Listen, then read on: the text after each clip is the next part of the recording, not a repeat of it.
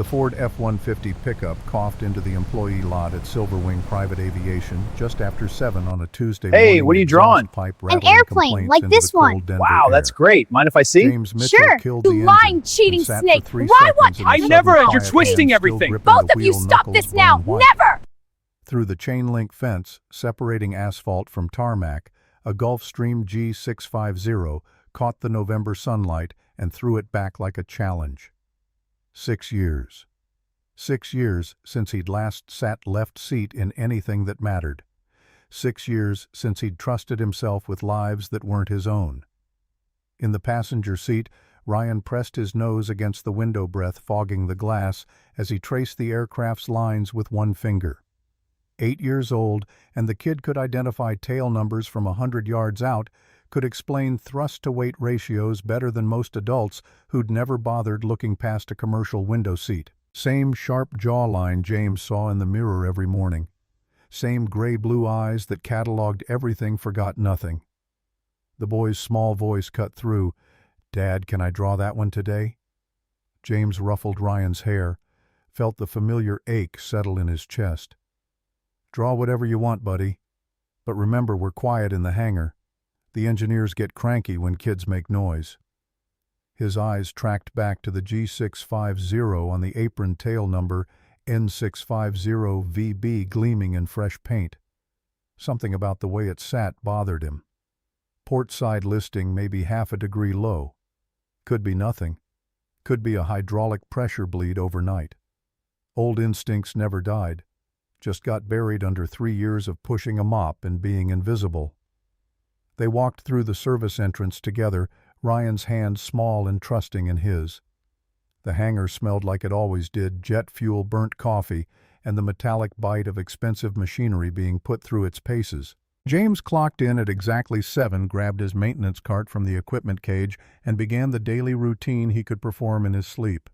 Sweep the hangar bays, empty the trash cans in the pilot's lounge, clean the executive waiting area where people in $1,000 suits sipped espresso and pretended the help didn't exist. Polish the stainless steel railings until they gleamed, invisible, reliable, beneath notice. Exactly how he'd designed his life after everything fell apart. Ryan settled into his usual corner behind the maintenance cart with his sketchbook and colored pencils, the same spot he'd claimed 3 years ago on James's first day. The boy would sit cross-legged with his drawing supplies, sketching aircraft with a detail that made engineers do double takes when they happened to glance over. Today he was working on the G650, rendering it in careful pencil strokes, labeling parts in block letters an 8-year-old had no business knowing. Fuselage, empennage, turbofan engines, winglets. James paused his mopping, knelt beside his son. "What's this part called?" Ryan pointed to the wheel assembly without hesitation. "Main landing gear. See how it retracts into the belly. There's a hydraulic actuator that controls the extension and retraction sequence." Pride swelled in James's chest, mixed with the familiar guilt that never quite went away. "Exactly right, buddy. Hydraulics are just muscle systems for machines." The kid absorbed it, filed it away with everything else James taught him in the margins of a life that should have been bigger, fuller, louder. Ryan's pencil moved across the page with the confidence of a child who'd spent 3 years watching, listening, learning. Then the pencil stopped. The boy's voice came quieter this time, weighted with something heavier than curiosity. "Dad, do you miss it? Flying them?" The question landed like a punch. James kept his voice steady, met those 2 wise eyes that understood more than any 8-year-old should. "Every single day, champ." Ryan nodded, slowly processing.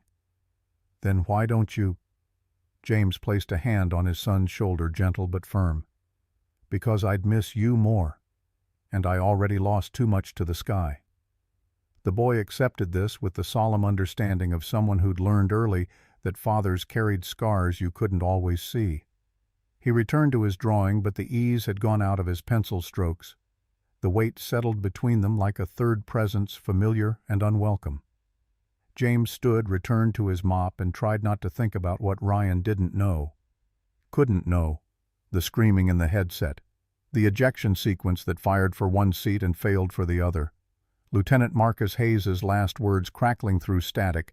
"James, I can't see, I can't." And then nothing. Nothing but the sound of impact and the silence that followed, heavy enough to crush a man's soul. The Board of Inquiry had cleared him. Mechanical failure, they'd said. Manufacturing defect in the seat's rocket motor initiator. Not pilot error. Not James's fault that he'd pushed the prototype past recommended parameters, ignored Marcus's warnings about going too fast, too steep, chasing the edge of what the aircraft could do instead of what it should do. Not his fault in the legal sense.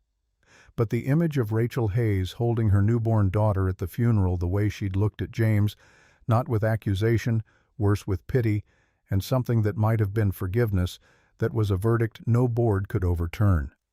James shook his head, forced the memory back into its locked box where it belonged. He focused on the present, the smooth motion of the mop across concrete, the satisfying sound of debris hitting the dustpan. The weight of responsibility that fit his shoulders, now smaller, quieter, but infinitely more precious than anything he'd carried in a cockpit. 20 feet away, the engineering team clustered near the diagnostic computer's voices carrying across the hangar, with the confidence of people who'd never been wrong enough to learn humility. Dr. Sarah Winters stood at the center, blonde hair pulled into a severe bun, wire-rimmed glasses reflecting the glow of her tablet screen. Chief engineer, 34 years old, MIT diploma, metaphorically tattooed across her forehead. She gestured at sensor readouts with the kind of certainty that came from trusting machines more than instinct.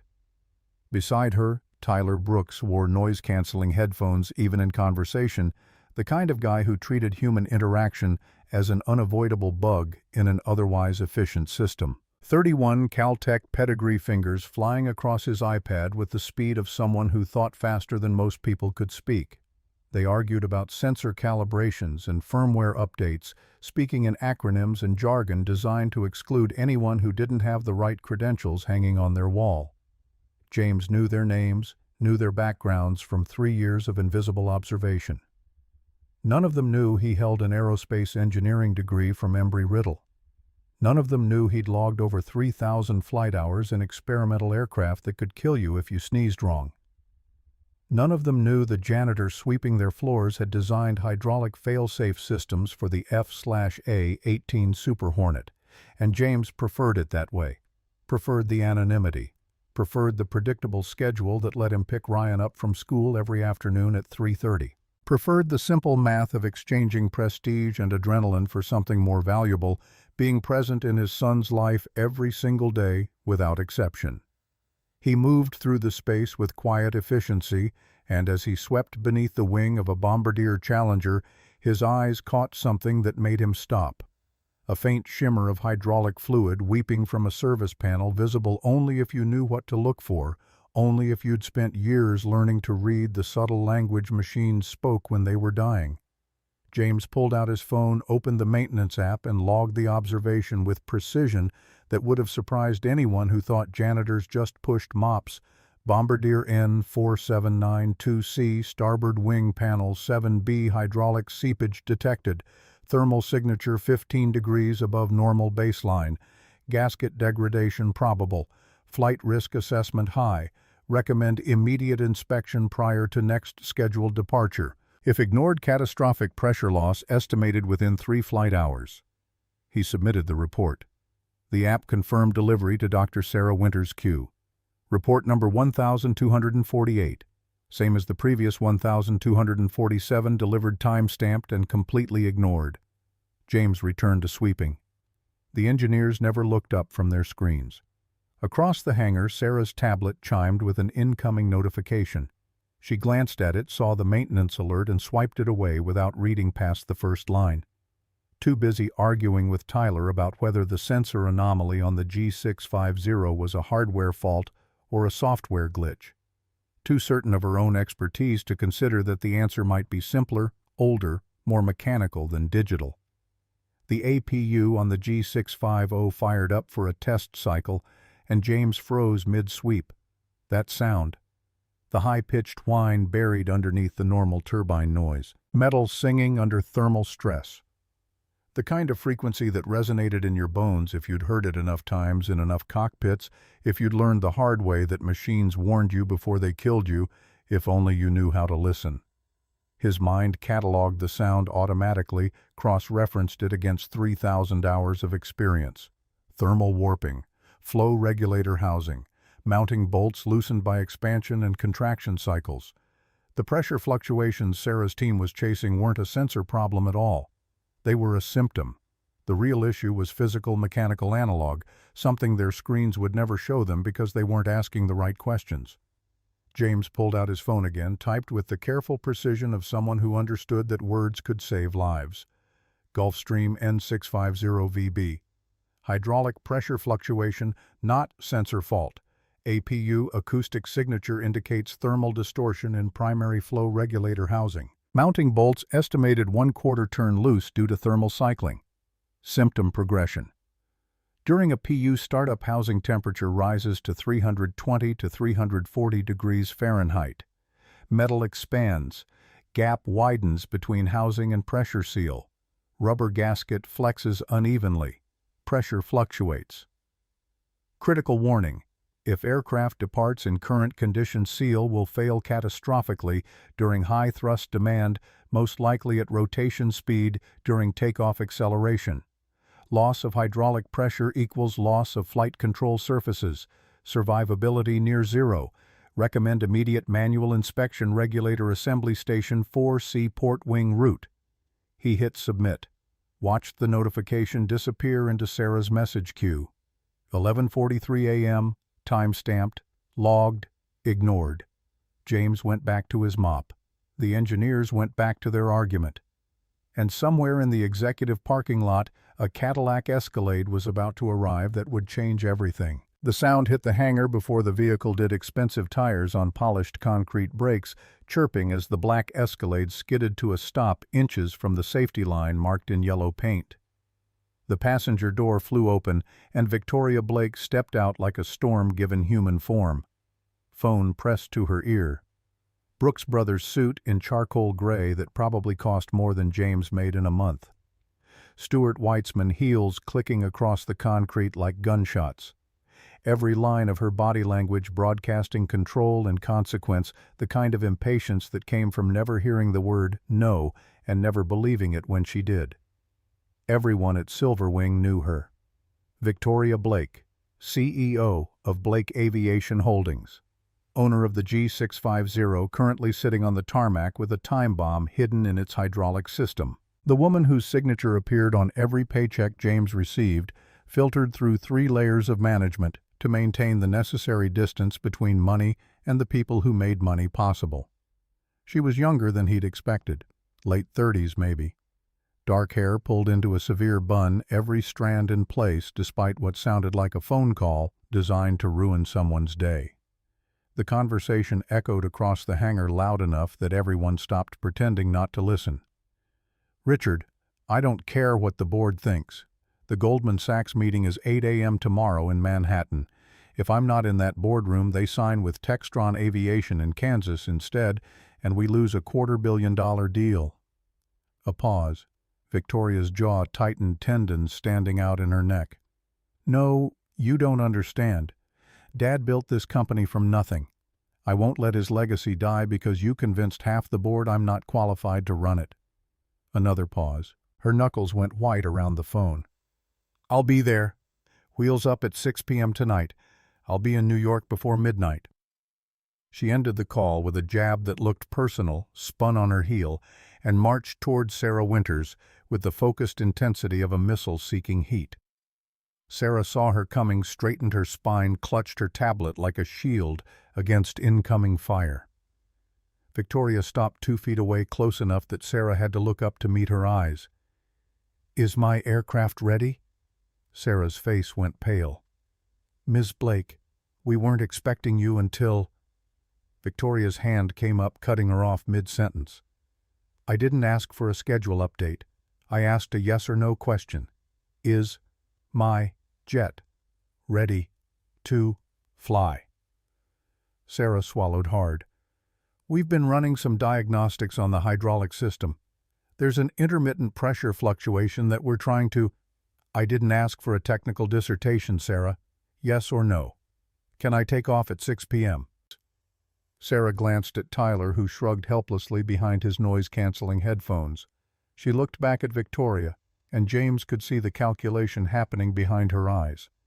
Tell the truth and face immediate consequences, or hedge, and hope the problem resolved itself in the next 6 hours. We're working on it, Ms. Blake. I'm confident we can have the issue resolved by— Victoria's voice went cold. That's not an answer. That's corporate speak for— I don't know, but I'm afraid to say so. Let me be clear, Dr. Winters. I have a meeting tomorrow morning that determines whether this company survives or gets carved up by my brother and his vulture friends. I need to be in New York by 8 a.m. The only way that happens is if I'm on that plane tonight. So when I ask if it's ready, I need an actual answer, not a weather report about your confidence levels. James watched from 30 feet away, mop forgotten in its bucket. He'd heard enough of the technical debate brewing in Sarah's team to understand the problem. More importantly, he'd already diagnosed it an hour ago during his routine sweep. That faint, high-pitched whistle when the APU cycled wasn't normal turbine whine. It was metal singing under thermal stress, and if nobody fixed it before takeoff, Victoria Blake was going to die screaming at 160 knots with no hydraulic pressure and no way to control the aircraft once it left the ground. His phone was in his hand before he consciously decided to move. He pulled up the maintenance app, found the report he'd submitted at 11:43, and checked the status. Delivered. Unread. Sitting in Sarah's queue underneath 16 other notifications she'd swiped away without processing. James looked at Ryan still drawing in his corner headphones on to block out the adult drama. Looked at Victoria radiating barely controlled fury at engineers who didn't have answers. Looked at Sarah drowning in pressure she wasn't equipped to handle. Looked at the G650 gleaming and deadly, waiting to kill everyone aboard. The choice should have been simple. Stay invisible. Let the professionals figure it out. Not his problem. Not his responsibility. He'd walked away from this world 6 years ago when Marcus Hayes died because James couldn't leave well enough alone, couldn't trust the limits, couldn't accept that some edges weren't meant to be tested. But then his eyes landed on Ryan again, and he thought about what it would mean to explain to his son why Daddy had information that could have saved lives and chose silence instead. Thought about Rachel Hayes at that funeral, holding her daughter, forgiving him when he didn't deserve it. Thought about Marcus's voice, clear as day, even after 6 years. We take care of people, brother, especially when it's hard. The engineers were arguing now, 4 of them clustered around the cockpit access hatch, shouting conflicting instructions to the ground crew. They'd split into warring factions, the sensor team insisting it was a fault in the data acquisition unit, the software team convinced it was a bug in the primary flight control computer. Sarah stood in the middle tablet raised like a white flag, trying to moderate a technical argument that was completely missing the point. The test engine start made everyone flinch. Deep rattling cough from the port side, the kind of sound that raised hackles if you knew what healthy turbofans were supposed to sound like. The engineers froze, staring at diagnostic screens instead of listening to what the machine was trying to tell them. Victoria's voice cut through the chaos like a chainsaw through balsa wood. This is costing me millions of dollars and possibly my entire company. I need a solution, not an aerospace debate club. She turned in a slow circle, eyes sweeping across the hangar, cataloging assets and obstacles with the cold efficiency of someone who saw people as line items on a balance sheet. Her gaze landed on James. For one frozen moment, their eyes locked.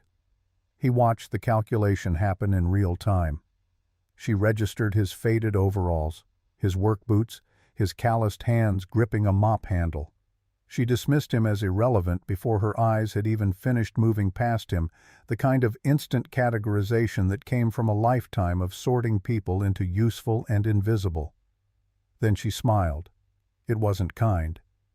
The words that came next were loud enough to carry across the cavernous space pitched to perform for an audience. Well, since my highly paid engineering team seems to be stumped, perhaps we should ask for a second opinion. She gestured toward James with an exaggerated flourish that turned him into a prop in her performance. "Excuse me, sir. Yes, you with the mop. Do you have any thoughts on complex aerospace hydraulic systems? Or are you too busy ensuring our floors are spotless to solve a multi-million-dollar problem?" The hangar went silent. Every conversation stopped. Every head turned.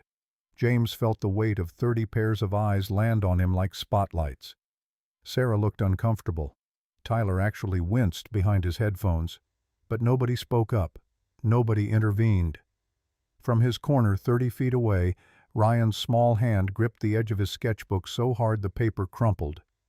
The boy's face had gone pale, eyes wide and wet, but he didn't make a sound. Just watched his father get publicly humiliated by a woman in a suit that cost more than their monthly rent. James could walk away. Should walk away. He'd perfected the art of invisibility over 3 years, learned to let insults slide off like rain on waxed composite. Could nod, mumble something about getting back to work, disappear into the background noise of the hangar where he belonged. But then he saw Ryan's face, 8 years old, watching his father accept mockery without defending himself, not understanding why Dad, who knew everything about planes, who could fix anything, who was the smartest person Ryan knew, just stood there and took it. James made a decision. He set down the mop with deliberate care, straightened to his full height, and met Victoria's gaze with the calm he'd learned in 1,000 emergency situations where panic meant death. His voice came level, professional, giving her nothing to grab onto except competence. "Actually, ma'am, I submitted a maintenance report an hour ago identifying the likely cause of your hydraulic issue." Victoria's smile faltered, confusion bleeding through the mockery. "Excuse me?" James kept his voice steady, factual, stripping emotion from the technical truth. "The pressure fluctuations your team is observing aren't a sensor fault. They're symptomatic of thermal warping in the primary flow regulator housing. The intermittent readings correlate with APU power cycles, which suggests the mounting hardware is experiencing stress-induced expansion. If you attempt to fly the aircraft in its current condition, the seal will fail catastrophically during high-thrust demand, most likely at or shortly after V1 rotation speed. That's approximately 160 knots during takeoff acceleration. Loss of hydraulic pressure at that speed means loss of flight control surfaces. The aircraft becomes unflyable. Everyone aboard dies." The silence that followed was absolute, broken only by the hum of ventilation systems and someone's sharp intake of breath. Sarah's fingers flew across her tablet, pulling up the maintenance queue, bypassing the filtered display that had been masking the problem. Her face drained from pale to ash gray as she found the report, time-stamped 11:43 a.m., every technical detail matching exactly what her sensors were showing. Her voice came out barely above a whisper. "Jesus Christ. He's right. The report's here. Every word of it." Victoria stared at James like he'd suddenly grown a second head, her entire worldview doing a violent recalibration in real time. "Who the hell are you?" James kept his tone neutral, refusing to perform either superiority or subservience. "James Mitchell, maintenance supervisor. I logged the observation in the standard reporting system at 11:43 this morning. The thermal signature is consistent with loose torque specs on the regulator mounting bolts. It's a mechanical issue, not a software problem. Should take about 3 hours to access, inspect, and correct if we start now." Tyler pulled up the report on his own tablet, eyes scanning the dense technical prose that spoke the language of someone who'd spent years inside aircraft systems, not just monitoring them from screens. His voice carried reluctant respect. "This is incredibly specific. How did you—" James cut him off with simple truth. "Because I've seen this exact failure mode before. Gulfstream G550 prototype 2016. Same symptom set, same root cause. The computer can't diagnose it because the sensors are reporting accurately. The pressure is fluctuating, but the fluctuation is physical, not digital. Metal expanding and contracting under thermal stress. No amount of software troubleshooting will fix a mechanical problem." Victoria's expression shifted from shock to something harder to read. Embarrassment, maybe. Anger, definitely. The careful construction of her authority cracking under the weight of having publicly humiliated the one person who actually knew how to solve her problem. She turned to Sarah, voice tight with barely controlled fury. "Is he qualified to make this assessment?" Sarah scrolled through James's employee file, frown deepening with each line of text that appeared on her screen. When she looked up, her eyes had gone wide with something approaching disbelief. "Ms. Blake?" Sarah's voice caught, and she had to clear her throat to continue. "According to his personnel file, Mr. Mitchell has an aerospace engineering degree from Embry-Riddle Aeronautical University. And he's a former United States Navy test pilot, 3,200 flight hours in experimental aircraft. He holds an ATP license with a type rating for the Gulfstream G650. The hangar erupted in whispers. James heard fragments of shocked conversations, felt the shift in how people looked at him. The sudden recalibration of assumptions that had calcified over 3 years of invisible labor. Victoria's face flushed red, anger and humiliation warring for dominance in her expression. Her voice came out sharp, accusatory, as if James's current job was somehow fraud or deception instead of a choice made for reasons she couldn't begin to understand. "Then why the hell are you pushing a mop?" James met her eyes, kept his voice steady, refused to apologize for the priorities that had saved his soul. "Because I have a son who needs me home by 3:30 every afternoon, and because I don't fly anymore." The weight of that statement settled over the crowd like a blanket, heavy with implications nobody quite knew how to unpack. Victoria opened her mouth, closed. It opened it again, struggling to find words that matched the shape of her confusion. Then her phone rang, shattering the moment. She answered without breaking eye contact, her voice clipped and professional despite the chaos behind her eyes. "What? No, the jet it's being repaired. Yes, I'll be there. I don't care what you have to do. Hold the meeting until I arrive." She ended the call, jaw clenched tight enough to crack teeth. When she spoke again, the mocking edge was gone, replaced by pure calculation. "Fine. Mr. Mitchell, you have 3 hours to prove your theory. Sarah, assign him whatever support he needs." Victoria paused, and James saw the next words forming behind her eyes, saw the power play coming before she spoke it. "If he's wrong, he's fired. If he's right—" Another pause, letting the threat settle. "We'll discuss compensation." She turned on her heel without waiting for a response, heels clicking toward the executive lounge, leaving behind the wreckage of her certainty and James's carefully constructed invisibility. Sarah stood in the center of the hangar, surrounded by engineers who now looked at the janitor with a mixture of respect and confusion, trying to reconcile 3 years of assumptions with the expert standing in front of them. She turned to James, professional mask firmly in place, but curiosity bleeding through. "What do you need?" James's mind shifted into the mode he'd spent 6 years suppressing, the part of him that lived and breathed aerospace systems, thermal imaging camera to confirm the heat signature, calibrated torque wrench, replacement seals if the current ones show degradation, and a Team 2 mechanics minimum. "We're on a clock." Sarah nodded, already pulling up work orders on her tablet. Tyler stepped forward, headphones pushed back, something approaching respect in his eyes. "I'll get the thermal camera and tools. Sarah, can you assign the mechanics?" Within 10 minutes, James had a team assembled around the G650's port wing route. Sarah Winters, Tyler Brooks. 2 mechanics from a ground crew who'd been listening to James's invisible expertise for 3 years without knowing what they were hearing. And standing off to the side, watching with wide eyes, Ryan Mitchell, 8 years old, and seeing his father transform from janitor into the person he'd always been underneath. James knelt beside the access panel, his hands moving with practiced efficiency toward the release latches, muscle memory from thousands of hours doing exactly this kind of work in hangars across the country and on carrier decks in the middle of oceans. He glanced at Ryan, caught his son's gaze, saw the question forming. "You okay, champ?" Ryan nodded slowly, then asked in a voice smaller than it should have been.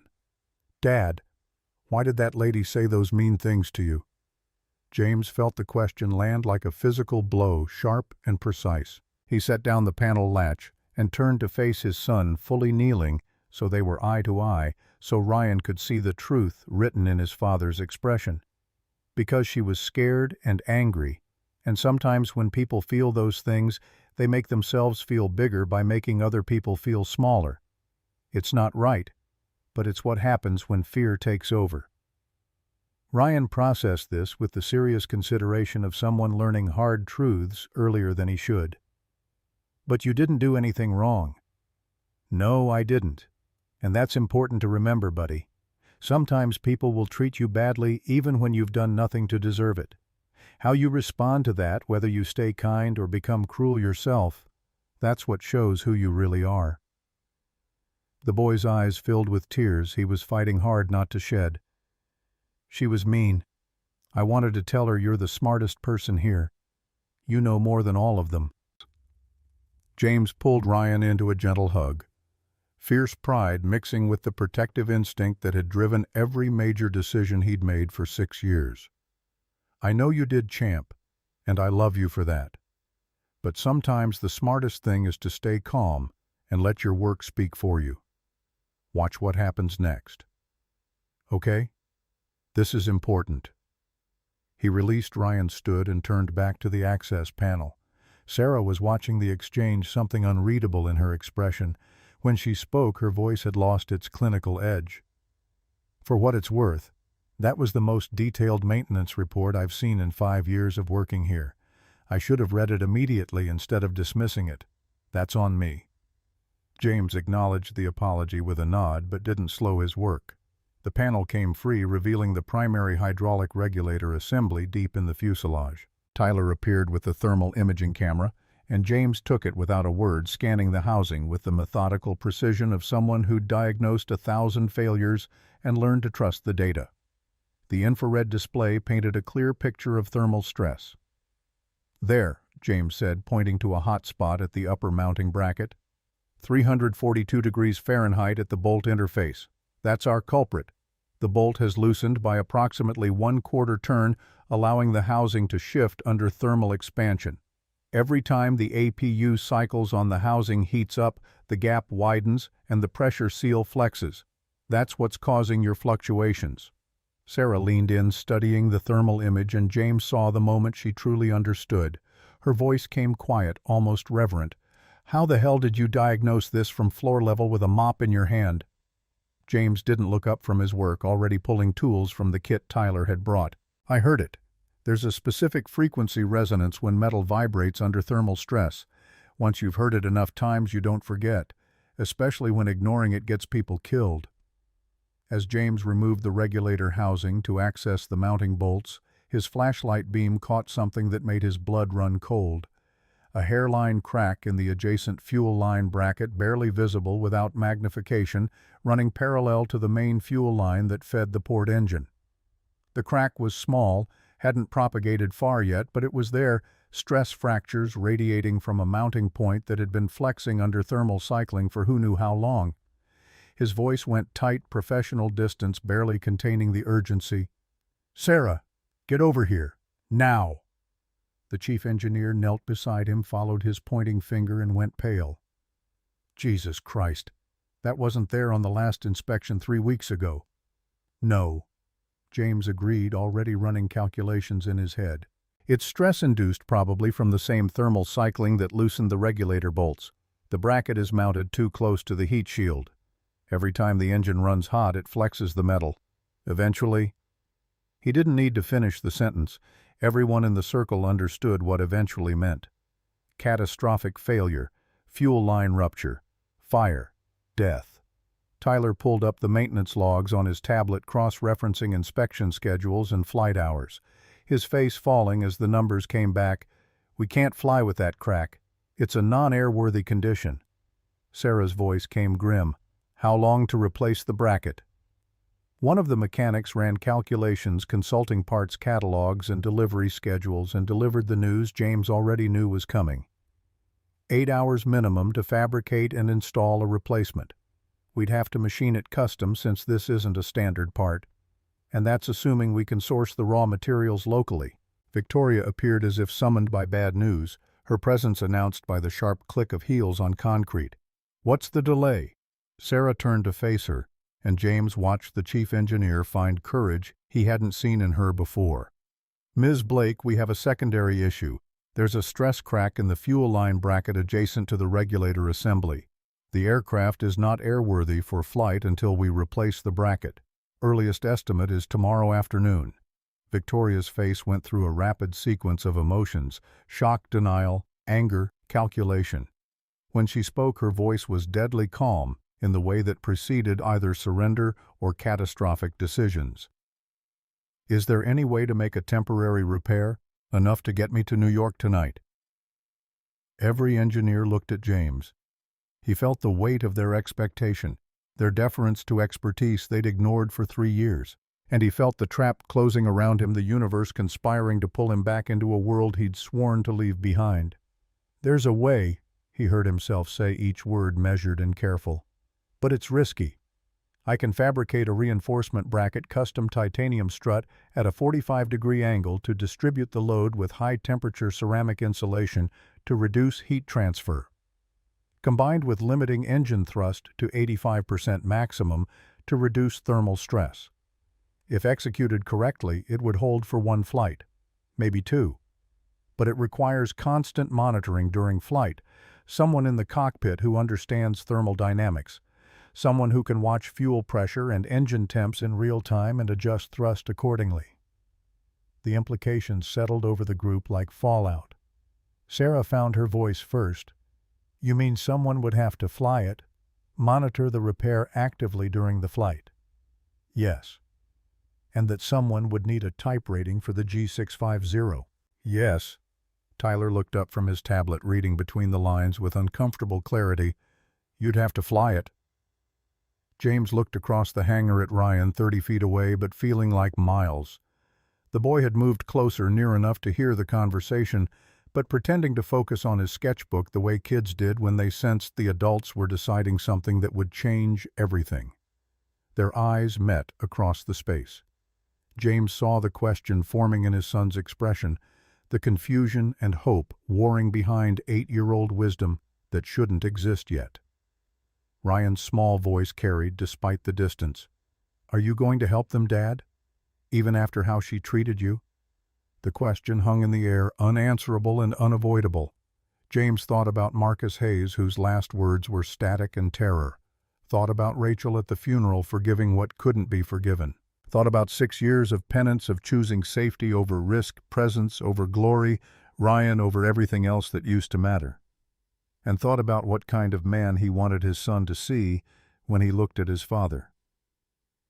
"Yeah, champ," he said quietly, the decision already made even though the words felt like stepping off a cliff. "I'm going to help." Victoria's phone rang again. She answered, voice clipped. "What?" "Yes, I understand the urgency. Tell Goldman Sachs I'll be there by 8 a.m. tomorrow. Guaranteed." She ended the call and turned to James with calculation naked in her eyes. "What would it take to convince you to fly my aircraft to New York tonight?" James held her gaze, feeling the weight of what came next, the negotiation that would either restore his dignity or confirm its loss. 3 conditions, non-negotiable. Name them. 1. This is a single flight contract. When we land at Teterboro, I walk away. You don't contact me again unless you're offering a position I'm completely free to refuse without consequence. Victoria didn't hesitate. Agreed. 2. I need full flight authority. In that cockpit, what I say is law. If I determine we need to abort, we abort. If I call for an emergency landing, we land. You're the client, but I'm pilot in command. Clear. Victoria's jaw tightened. Control didn't surrender easily, but she nodded. Agreed. James took a breath, steadying himself for the part that mattered most. 3. I need to explain this to my son, and you need to be there when I do it. Victoria blinked, thrown completely off balance. Me? Why? Because Ryan watched you humiliate me this morning. He watched his father stand there and take it, and he didn't understand why I didn't defend myself. Now I'm about to do a favor for the woman who mocked me, and he needs to understand why. He needs to hear you acknowledge what you did wrong. And he needs to see that sometimes you help people even when they don't deserve it, because that's what separates men from boys. Something shifted in Victoria's expression, armor cracking around the edges. Her voice came quieter. You're using your son as leverage. I'm using this as a teaching moment.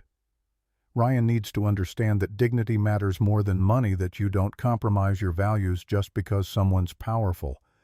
But he also needs to understand that kindness isn't weakness, that forgiveness isn't surrender. That's a complicated lesson for an 8-year-old. I need your cooperation to teach it. Silence stretched between them, weighted with calculation and something that might have been respect. Finally, Victoria spoke, Okay, let's go talk to your son. They walked across the hangar together, an unlikely pair, the janitor in stained overalls and the CEO in her Brooks Brothers suit. The contrast drew stares from the remaining crew, but neither James nor Victoria acknowledged the attention. Ryan watched them approach, expression guarded, protective, ready to defend his father, even if he didn't know how. James knelt beside his son, bringing himself to eye level the way he always did for important conversations. Hey, buddy, we need to talk. Ryan's response came immediate, cutting through preliminaries with 8-year-old directness. Are you going to fly the plane? Maybe. But first, Ms. Blake has something she wants to say to you. Victoria knelt as well, making herself physically equal with a child, abandoning the height advantage that power usually claimed. Ryan stared at her with the unflinching directness of someone too young to have learned polite deception. When Victoria spoke, her voice carried none of the steel from earlier, just genuine contrition. Ryan, this morning, I said very cruel things to your father. I made fun of him in front of many people, and I did it on purpose because I was angry and scared about my business problems. What I did was wrong. It was mean and it was unfair, and I'm very sorry. Ryan didn't respond immediately. He looked at his father silently, asking permission to speak his mind. James nodded. The boy's voice came trembling but clear. My dad's not just a janitor. He's a pilot, a really good pilot. He used to fly planes in the Navy, planes that tested new things and could crash if you made even small mistakes. He's really, really smart. He knows more about planes than anybody here. Victoria's voice stayed steady, accepting the rebuke. You're absolutely right. I should have known that. If I'd bothered to read his employee file or if I'd paid attention to his maintenance report, I would have known. But I didn't, because I made assumptions based on his job instead of his actual abilities. That was ignorant and disrespectful. Ryan's 8-year-old logic cut straight to the core. Why did you say those mean things? Victoria paused, choosing words carefully, refusing to dilute the truth. Because when I get afraid, when I'm worried about failing or losing something important, I sometimes get mean to other people. It's a bad habit I learned from my father, and I'm trying to fix it, but I still make mistakes. Your dad says you should apologize when you make mistakes, and he's right. That's why I'm apologizing now. Ryan processed this, turning it over in his mind with the seriousness of a child learning that adults were flawed too. Are you going to be mean to him again? I'm going to try very hard not to be. But I can't promise I'll be perfect. Sometimes grown-ups mess up even when they're trying their best. Ryan's next words came fierce with protective love. If you're mean to him again, I'll be really mad at you. Victoria smiled slightly, the first genuine expression James had seen from her. That's fair. Ryan turned to his father. The bigger question finally forming, are you going to help her even though she was mean? James pulled his son close, feeling the weight of the moment, the teaching that would shape how Ryan understood the world. Yeah, buddy. She needs to get to an important meeting, and I'm the only person who can safely fly her plane. But it means I'd have to do something I promised myself I'd never do again. Fly. Because of what happened to Marcus. The name hit James like a physical blow. Ryan knew the broad strokes Uncle Marcus, who died in an accident, the reason Dad stopped flying, but not the details that woke James up at 3 a.m. with Marcus's screams still echoing in his ears. Yeah, champ, because of Marcus. Ryan's next question was the one James both dreaded and needed to hear. "Do you think Marcus would want you to help?" The question landed perfectly precisely in the space where grief and duty intersected. James thought about Marcus Hayes, loud, generous, reckless Marcus, who'd once stayed up all night helping James study for engineering finals, even though his own exam was the next morning. Who'd been best man at James's wedding? Who'd sent a stuffed teddy bear when Ryan was born with a card that read, "Future Wingman"? Marcus, who died because James pushed too hard, chased glory instead of safety, ignored warnings in pursuit of finding the edge. "I don't know," James said, forcing himself to be honest. "Maybe." Marcus believed in helping people even when it was hard, even when it cost you something. He thought that's what made you a good man. Ryan nodded, decision crystallizing with the certainty only children possessed when they cut through complexity to truth. "Then I think you should do it. But you have to promise you'll be safe." James felt tears threatening and pushed them down. "I promise, Ryan. This isn't a test flight. It's a normal flight with a repair that needs careful watching. I'll be safe." "Okay."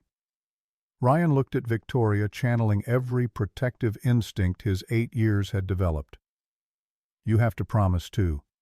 Promise you'll be nice to my dad for the whole trip." Victoria met the boy's eyes with unexpected solemnity. "I promise, Ryan. I will be respectful and professional for the entire flight."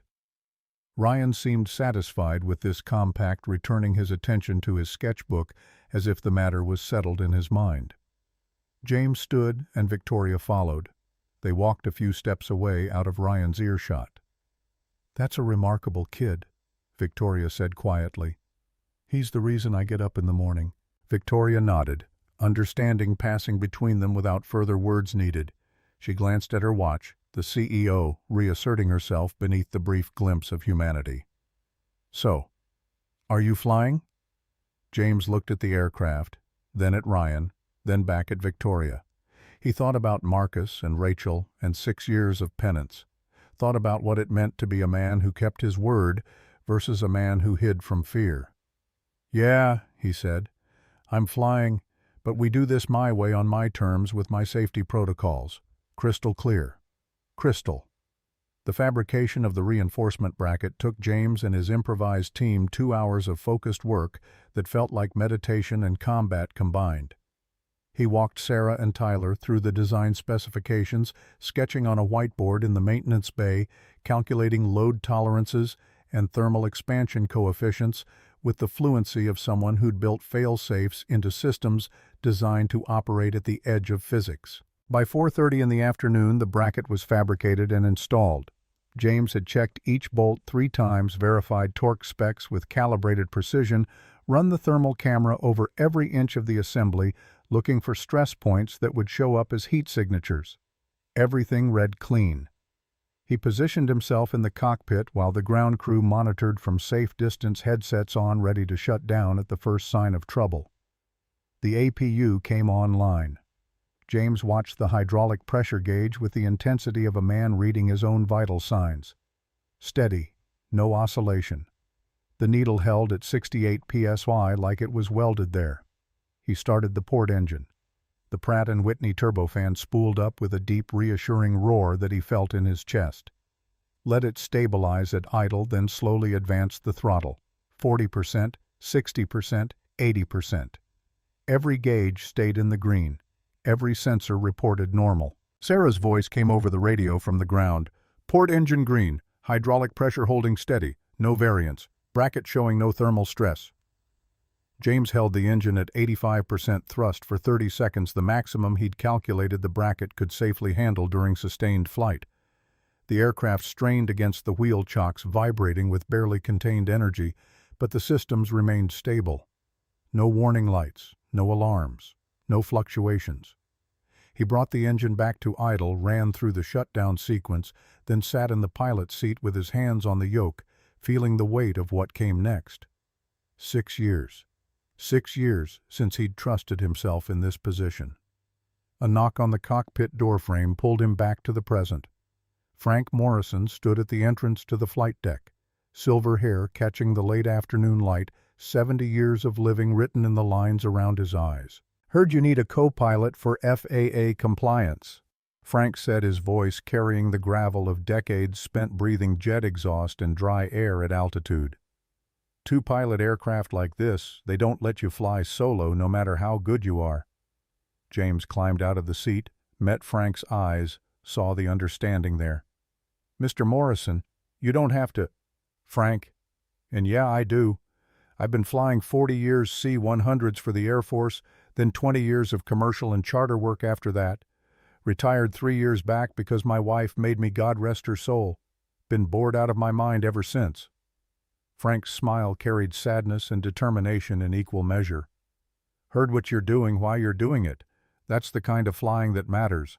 I'd be honored to sit right seat. You understand the risks. Son, I've survived engine failures, bird strikes, wind shear on final approach, and a gear-up landing in Omaha in 1996. This bracket you built, I watched you work. You know what you're doing. I trust that more than I trust most things in this world." James found himself gripping Frank's extended hand, accepting help he hadn't known he needed. "Thank you. Thank me when we're back on the ground," Frank said. "Now let's pre-flight this bird properly."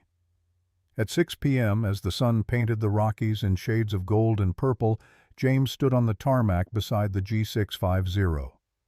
Ryan was there with Mrs. Harper, the neighbor who'd agreed to watch him overnight and drive him to school in the morning. The boy looked small and scared earlier, bravado replaced by naked fear. James knelt, pulled his son into a tight hug that tried to communicate everything words couldn't hold. "Hey, champ, I'm going to be fine. You promise?" Ryan's voice broke on the second word. "I promise. This is easier than driving to the grocery store." "When will you be back?" "Tomorrow afternoon. Mrs. Harper will pick you up from school, and when you get home, I'll be there waiting. I'll bring you chocolate from New York." Ryan's lip trembled, and the tears he'd been fighting finally broke through. "I don't want chocolate. I just want you to come home." James's heart cracked fissures spreading through the careful control he'd maintained all day. He held his son tighter, breathing in the scent of Ryan's shampoo, committing the moment to memory, the way pilots committed emergency procedures because survival sometimes depended on remembering what mattered most. "I will, Ryan. I promise. Have I ever broken a promise to you?" "No." "Then trust me now. I will come home." Ryan pulled back, wiping his eyes with the back of his hand, trying to be brave in the way that made James's chest ache. "Okay, but if you don't, I'm going to be really mad." James laughed, despite the tightness in his throat. "Deal." He watched Mrs. Harper lead Ryan back toward the parking lot, the boy turning every few steps to wave. James waved back until they disappeared from view, swallowed by distance and the gathering dusk. Then he turned to the aircraft, to Frank, already in the right seat, running preliminary checks to Victoria, waiting in the cabin with her $250 million future riding on a temporary repair and a pilot who hadn't flown in 6 years. James climbed into the cockpit, settled into the left seat, and felt the rightness of it settle into his bones despite the fear. This was home, had always been home, even when he'd tried to convince himself otherwise. The question was whether he could do this without letting his demons turn it into a grave. His hands moved across the panel with muscle memory that 6 years hadn't erased. Battery on. APU start. Hydraulic systems check. The aircraft came alive around him, systems humming, displays glowing with information he'd once been able to read as fast as his own thoughts. Frank's voice came calm and professional.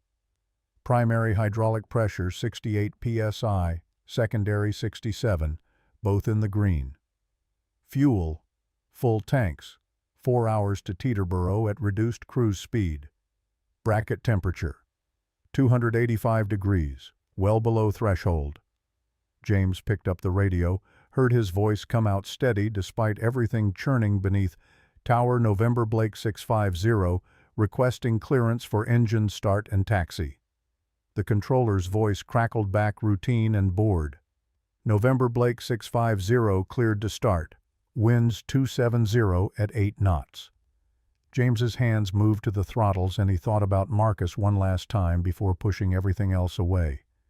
"If you're listening, brother, guide us home safe." He started the engines. The Gulf Stream came alive beneath him, and James Mitchell, after 6 years in exile from the sky, prepared to fly. The G650 rolled forward under James's command, responsive and eager, a $250 million machine answering to hands that remembered how to speak its language. Tower cleared them to runway 35 left, and James guided the aircraft through the taxiway system with the muscle memory of someone who'd done this so many times the geometry was automatic. Beside him, Frank ran through the pre-takeoff checklist with the steady professionalism of a man who'd seen enough emergencies to know that preparation mattered more than talent. Victoria's voice crackled through the intercom from the cabin. "How long until we're airborne?" James kept his eyes on the taxiway ahead, hands light on the controls. 3 minutes. Tower's clearing traffic now." In his peripheral vision, he caught Frank studying him with the careful assessment of someone evaluating a partner's readiness. The older pilot's next words came quiet, meant only for the cockpit. "You good." James took inventory. Hands steady, breathing controlled, mind clear except for the white noise of fear that he'd learned to file under useful information rather than paralysis. "Good enough. That's all any of us ever are." They reached the hold short line for runway 35 left. Denver stretched out behind them, the Rockies rising to the west in the last light of day. Ahead, 2 miles of concrete waited to either prove or destroy everything James had rebuilt over 6 years. Tower's voice came crisp and efficient. "November Blake 650, winds 280 at 10, runway 35 left, cleared for takeoff." James acknowledged, advanced. The throttles smoothly felt 12,000 pounds of thrust, press him back into the seat with welcome force. The Gulf Stream surged forward, eager and powerful, eating runway at an accelerating rate that triggered every instinct James had spent 6 years suppressing. Frank called out speeds, 80 knots. The runway lights blurred past. James's right hand hovered near the throttles, ready to abort if anything felt wrong, if any gauge showed red, if the bracket showed signs of failure before they committed past the point of no return. 100 knots, V1. Committed now, past the speed where they could safely stop on remaining runway. Whatever happened next, they were going up. 140, rotate. James pulled back gently on the yoke, felt the nose wheel lift off the pavement, the main gear still rolling, but lighter now, the wings finding purchase in the air. Physics and engineering combining to do what should be impossible, lift 60,000 pounds of metal and fuel and human hope into the sky. The main gear left the ground. For one breathless moment between earth and sky, James felt the unlock in his chest that he'd been missing for 6 years. This was home.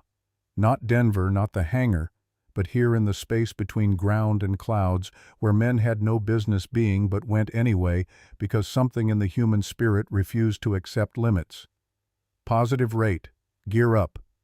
The landing gear retracted with a solid thunk.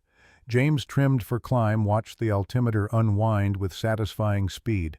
500 feet, 1,000, 2,000. The bracket temperature display showed 295 degrees, climbing gradually but well within safe parameters. Frank's voice carried relief he was trying to hide. "All systems green, bracket holding steady at 308 degrees. Victoria's voice came through the intercom again, steadier this time. "We're really flying." James allowed himself the smallest smile. "We are. See? Not so bad." "You're enjoying this?" It wasn't a question, but James answered anyway. "Yeah, I am." He leveled off at 5,000 feet while waiting for a TC clearance to climb to cruise altitude. The sun had set behind them, painting the Rockies in shades of gold and purple that would be gone in minutes. Denver spread out below a glittering grid of lights against the gathering darkness. The Front Range stretched north and south mountains, giving way to plains, civilization clinging to the edge of wilderness. Tower handed them off to departure control, and James began the climb to flight level 350, 35,000 feet lower than the G650's normal cruise altitude, but necessary to keep engine temperatures down and reduce stress on the bracket. As they climbed, James divided his attention between flying the aircraft and monitoring the custom display he'd set up, showing real-time data from the temperature sensors near the repair. Every 30 seconds, his eyes flicked to the readings. Fuel pressure nominal. Engine temp within range. Bracket temperature stable at 318 degrees Fahrenheit, well below the 400-degree threshold where thermal stress would become critical. Frank noticed his attention pattern, understood without needing explanation. "How's our repair looking?" "Good so far. Temps are climbing gradually but predictably. As long as we stay below 360, we're golden." They reached cruise altitude 20 minutes later.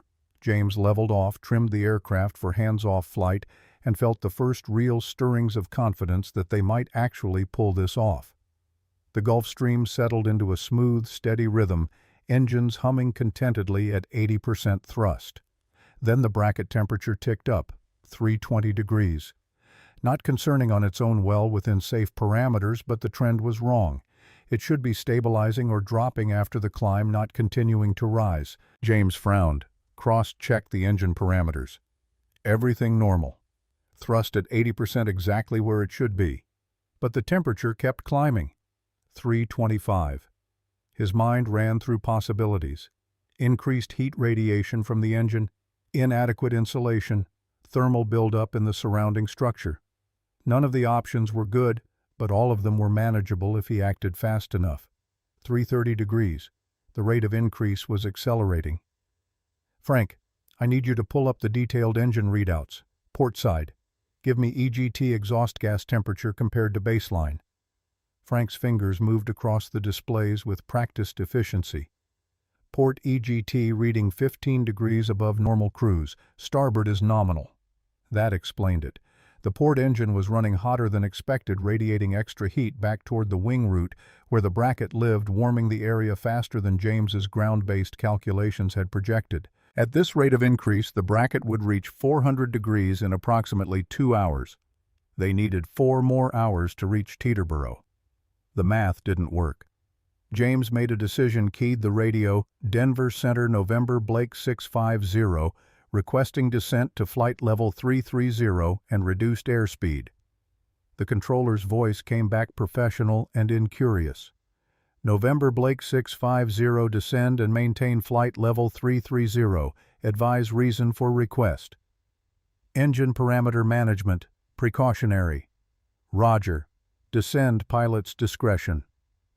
James pulled the port engine back from 80% to 70% thrust, initiating a gentle descent to 33,000 feet.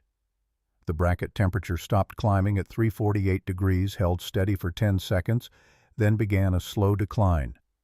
342, 338, 335. Finally stabilizing at 325. He exhaled tension he hadn't realized he was holding. Crisis managed. For now. Victoria's voice carried new tension through the intercom. "James, what's happening? Why are we descending?" He kept his response calm, factual, giving her information without panic. "Precautionary measure. Ms. Blake, the bracket's running slightly warmer than projected. I'm adjusting our flight profile to keep temperatures controlled. Nothing dangerous, just being careful." "Does this affect our arrival time?" James checked the navigation display, ran quick calculations. "Yes. Instead of landing at 12:15 a.m., we'll land around 12:45. Still gives you 7 hours before your 8 a.m. meeting." Silence stretched for 5 seconds. Then, "Okay, do what you need to do. Safety first." Frank glanced over with something approaching respect. She's learning. Fear's a good teacher. But the fuel situation was tighter now. Frank pulled up the calculations without needing to be asked, and James watched the numbers resolve with sinking certainty. At reduced thrust and lower altitude, they were burning fuel faster than originally planned. Instead of landing with 45 minutes of reserve, they'd touch down with maybe 28 minutes. FAA minimum reserve was 30 minutes for instrument conditions. They were legal barely, but the margins had gone from comfortable to tight. No room for holding patterns if Teterboro was backed up. No buffer for unexpected headwinds. just enough fuel to get there with minutes to spare, assuming nothing else went wrong. Frank's voice came quiet, meant only for James. "We're cutting it close." "I know, but what's the alternative? Turn back now and Victoria misses her meeting, or push through and manage the risk?" "I'm not questioning the decision, just making sure you see the whole picture." James appreciated the gentle check, the way Frank offered information without challenge. This was what good co-pilots did, watched for the details the pilot in command might miss while staying in their lane, supporting without undermining. The miles scrolled by beneath them. Kansas, Missouri, Illinois. The heartland of America passing in darkness below small towns, glittering like scattered stars. The Mississippi River, a black ribbon cutting north to south. James settled into the rhythm of long-distance flight, the meditation of monitoring instruments and making tiny corrections, the hypnotic quality of traveling 500 miles per hour while sitting perfectly still. At 8 p.m., crossing into Indiana, a TC's voice shattered the calm. "November Blake 650, be advised severe thunderstorm cell developing along your route near eastern Ohio. Tops at 45,000 feet. Multiple aircraft reporting severe turbulence and wind shear. Recommend deviation north or south." James checked the weather radar, saw the massive cell painted in angry reds and purples across their planned route. Deviation would add time. Time meant fuel. Fuel they didn't have to spare. Request deviation estimate. Time added for routing south of weather. Approximately 35 minutes additional flight time. James ran the numbers. 35 extra minutes meant landing with negative fuel, running dry somewhere over Pennsylvania, dead sticking a $65 million aircraft into whatever field or highway presented itself, assuming they made it that far. Not an option. A TC unable to deviate. Will proceed direct through weather. Frank turned to look at him, expression carefully neutral. "You sure about this?" "No, but I'm sure we don't have the fuel to go around. We fly through or we don't make it." Frank absorbed this, nodded once, and started configuring the aircraft for turbulence penetration. He pulled up the severe weather procedures on his display, ran through the checklist with methodical precision. "Seatbelts check that Victoria's secured. Airspeed will want to slow to turbulence penetration speed. Autopilot recommend hand flying through the worst of it for better control." James keyed the intercom. "Victoria, we've got weather ahead. It's going to be rough for about 20 minutes. I need you to make sure your seatbelt is tight and stay in your seat no matter what happens." "Understood." Her response came tighter than before. "Understood. How rough are we talking?" "Rough enough that you'll be glad you're not eating dinner, but we've flown through worse. Just stay strapped in and try to keep breathing steady." They hit the first turbulence 10 minutes later. Light chop initially, the aircraft bouncing gently like a car on a rough road. Then it intensified. Moderate turbulence, the kind that made loose objects float and stomachs drop. James disconnected the autopilot, took manual control, feeling the aircraft's responses through his hands on the yoke. Lightning strobed through the clouds ahead, illuminating massive formations that looked like mountains built from vapor and violence. Thunder cracked loud enough to hear over the engine noise, deep bass notes that vibrated the airframe. Then they hit the severe turbulence. The G650 dropped 500 feet in 2 seconds. James's stomach trying to exit through his throat, Frank grabbing the armrests with white-knuckled intensity. The aircraft slammed upward just as violently, positive G-forces pressing them into their seats, the wings flexing in ways that looked wrong but were well within design limits. Victoria's scream cut through the intercom, sharp and terrified. James fought to keep his voice calm, professional, the tone of command that came from training and necessity. "Victoria, listen to me. You're safe. This is well within aircraft limits. The wings are designed to flex like this. Focus on breathing in through your nose, out through your mouth. You're going to be fine." Another drop, this one 600 feet, the altimeter unwinding so fast it blurred. The aircraft rolled 15 degrees left, then whipped right, James countering with smooth control inputs, not fighting the turbulence but riding it, letting the aircraft move within limits while keeping them from exceeding structural tolerances. Frank called out the critical information. "Airspeed good, Altitude, we're getting hammered but staying in assigned airspace. Bracket temperature. He paused and James heard the concern. 350 degrees and climbing. The turbulence was shaking the airframe, creating vibrations that translated to heat in the bracket assembly. 355, 360, 368. They were approaching the threshold where thermal stress would start degrading the repair, but they couldn't reduce thrust. Not in these conditions. They needed power to maintain control, to fight through the violent air, to keep from being thrown into an unrecoverable attitude. James made a choice. We hold thrust where it is. If the bracket hits 400, we declare emergency and divert to the nearest suitable airport. But until then, we push through. 375 degrees, 382, 390. Lightning struck close enough that the flash burned after images into James's vision. Thunder came simultaneously, a crack like the sky splitting open. The aircraft shuddered, electrical systems flickering as the lightning's electromagnetic pulse washed through the airframe. Frank's console lit up with warnings. Master caution, hydraulic system secondary showing pressure drop, down to 55 psi from 68. The secondary hydraulic system was failing. Not the one James had repaired that was holding steady, but the backup system, the redundancy that gave them safety margins if the primary failed. If they lost both hydraulic systems, they lost all flight control.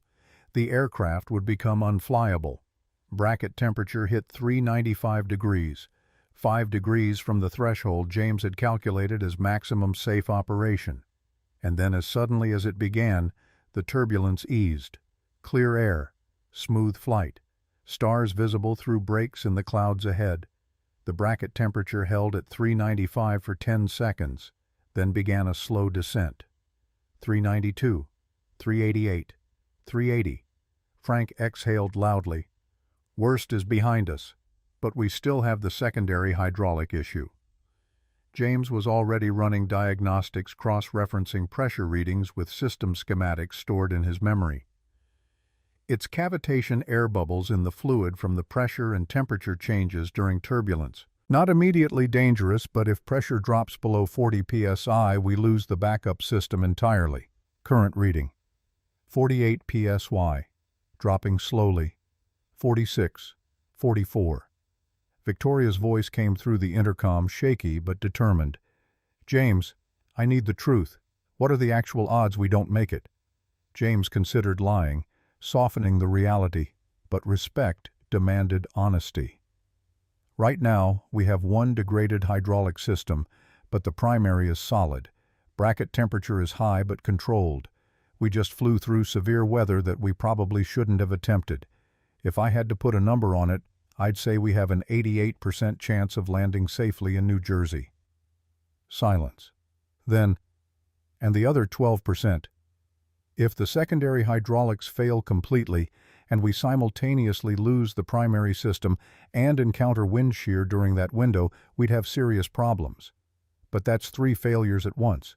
Probability is low. More silence. James could almost hear Victoria processing, calculating, weighing her $250 million deal against the 12% chance of dying in a fireball over Pennsylvania. When she spoke again, her voice carried weight that hadn't been there before. James, I need to tell you something. The Goldman Sachs meeting isn't just about a merger. Frank glanced at James, eyebrows raised. James kept his attention on flying, but listened. Victoria continued, words coming faster now. My brother Richard has been building a coalition in the board. 3 members ready to vote me out as CEO. If I miss tomorrow's meeting, if this deal falls through, Richard calls an emergency board session next week, and I lose the company my father built. Understanding settled over James. This wasn't just about business. This was about legacy, family, proving herself worthy of trust that had been given over the objections of people who wanted her to fail. That's why you were so harsh this morning. The pressure. Yes, and I'm not making excuses. I was cruel and it was inexcusable. But I was terrified of failing, of proving Richard right, of destroying what my father spent his life building. When I feel that kind of fear, I lash out. I make myself feel bigger by making others feel smaller. Frank spoke up quietly. We've all got our coping mechanisms. Some are just uglier than others. Victoria's voice went softer, more vulnerable. My father died 5 years ago. Heart attack at 62, alone in his office at 11 p.m. He left the company to me instead of Richard because he wrote in his will that Richard reminded him too much of himself, ruthless, cold, treating people like tools. He hoped I'd be different, more humane. A pause heavy with self-awareness. But I spent 5 years becoming exactly what he feared, ruling through intimidation, firing people who disagreed, humiliating employees in front of crowds like I did to you this morning. I became my father. James heard the pain beneath the words, the realization that success achieved through cruelty was no success at all. You're learning now. That counts for something. Does it? I put your life at risk for my ego. If something happens tonight, if you don't make it back to Ryan... She couldn't finish the thought. James kept his voice firm, refusing to let her wallow. Victoria, I made this choice with full knowledge of the risks. You didn't force me. You asked, I evaluated, I decided. That's on me, not you. But Ryan understands his father takes calculated risks when it matters. This matters. Not because of your company, but because you're trying to be better than what you were. That's worth supporting. The words settled into the cockpit, changing something in the air between them. Frank nodded slowly, and James felt Victoria's gratitude even through the intercom connection. They flew on in companionable silence for 10 minutes. Then Frank pointed to the secondary hydraulic pressure gauge. We're at 42 psi, still dropping. James had been monitoring it, knew they were running out of time before the backup system failed completely. Pull the emergency hydraulic manual, section 7.4. There's a procedure for manual pressurization using the backup hand pump. Frank flipped pages in the quick reference handbook, found the procedure, read through it with increasing concern. We can manually pressurize, but it requires temporarily depressurizing the cabin. How long? 90 seconds at reduced cabin pressure. Ears will pop, breathing will be heavy but not dangerous. James weighed options. Let the secondary system fail and fly on primary, only risky but possible. Or fix it now using a procedure that would be uncomfortable but restore redundancy. The choice felt obvious. He keyed the intercom. Victoria, we need to fix the hydraulic system. The cabin will depressurize slightly for 90 seconds. You'll feel pressure in your ears and breathing will be harder. It's uncomfortable but not dangerous. Do you trust me? Her response came without hesitation. Yes, do it. James nodded to Frank. Walk me through the procedure, step by step. They worked together with the practiced efficiency of pilots who understood that precision mattered more than speed. Frank called out steps. James executed them. Isolate the secondary system. Depressurize cabin to 8,000 feet equivalent altitude. Frank cranked the emergency hand pump, 45 strokes of hard physical effort, sweat beading on his forehead despite the cool cabin air. The pressure gauge climbed. 50 psi, 55, 60, 65. At 68 ps.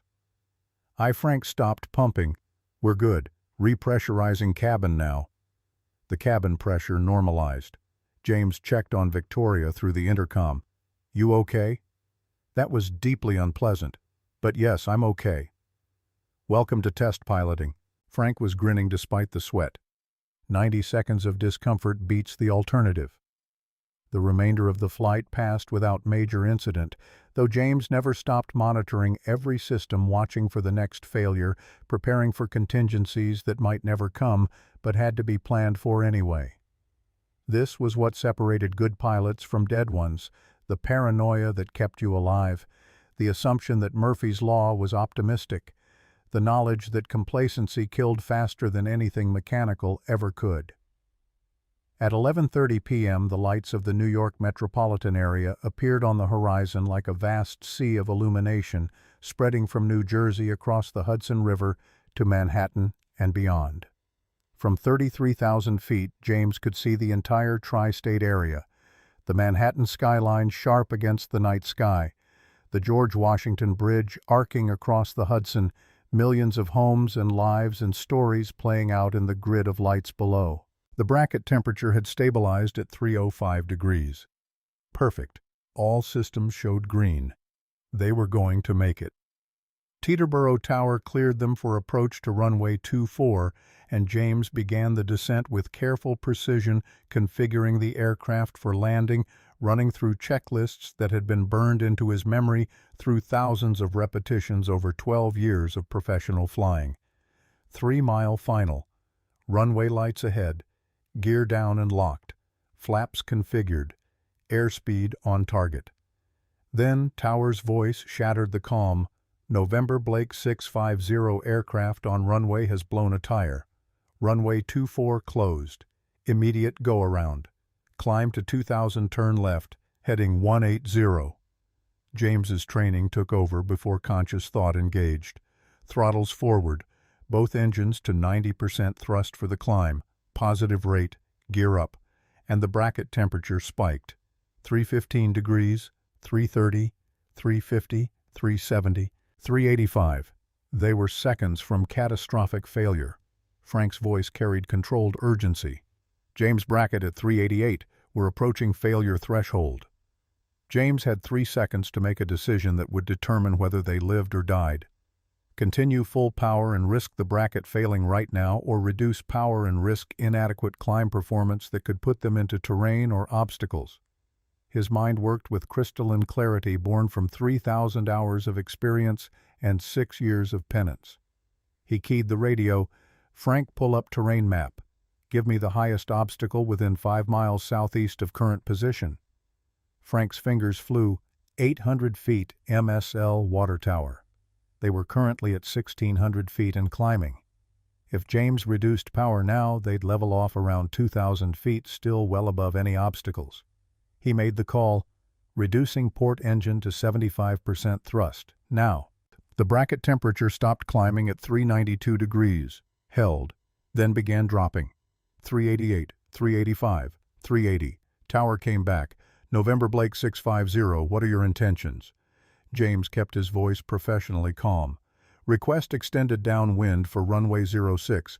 We need 5 minutes to cool engine parameters before landing. November Blake 650 approved as requested. Report when ready for base turn. They flew the pattern, watching the bracket temperature slowly descend.